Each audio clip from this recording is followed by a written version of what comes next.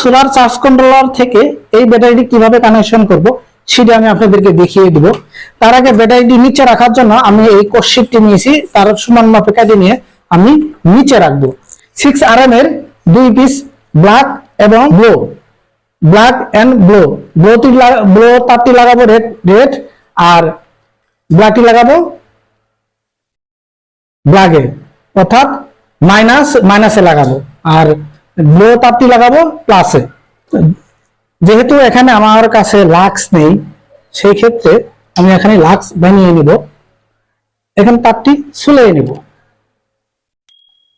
যতটুকু পর্যন্ত প্রয়োজন ততটুকু পর্যন্ত ঝুলিয়ে নিব। এই দুটি তারই সমানভাবে ঝুলিয়ে নিয়েছি। দুটি সমান করে ভাগ করব, ভাগ করে পেজ দেব, যাতে আমরা লাক্স যেহেতু নেই, লাক্সটা কিভাবে বানাবো সেটা দেখাবো। তারপর এখানে দুটি তারের ধৈর্য মুছে দিতে হবে, যাতে লাক্সের মতো হয়ে যায়। এই যে লাক্সের মতো আমার প্রায় হয়ে গেছে। তারপর এখানে যে টার্মিনালটি আছে, অর্থাৎ এই যে নাট যেটা আছে, সেটা আপনি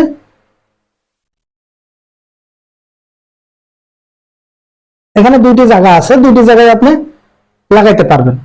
দুইটা ওয়াশার আছে দুই পাশে, এই যে দুইটা ওয়াশার ঠিক মিডল বরাবর দিতে পারেন, অথবা আমি মিডল বরাবরই দিব যাতে টাইট বেশি হয়। লাক্স যেহেতু নেই আমার কাছে,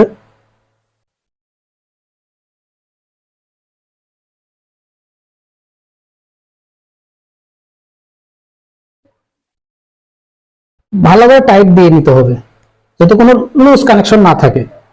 কোনো রকম লুজ কানেকশন নেই। ব্লো তারটিও সেম ভাবেই 50% করে নেব।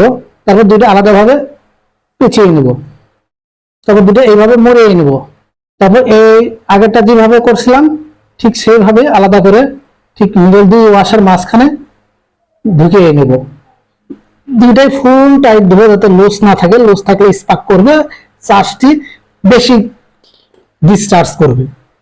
কোনো ধরনের লুজ কিন্তু নেই। তো দুটা তারে কিন্তু কানেকশন কমপ্লিট হয়ে গেল। তো ওখানে আমি সোলার প্যানেল থেকে কিভাবে কানেকশন করবো সেটা দেখিয়ে দেবো।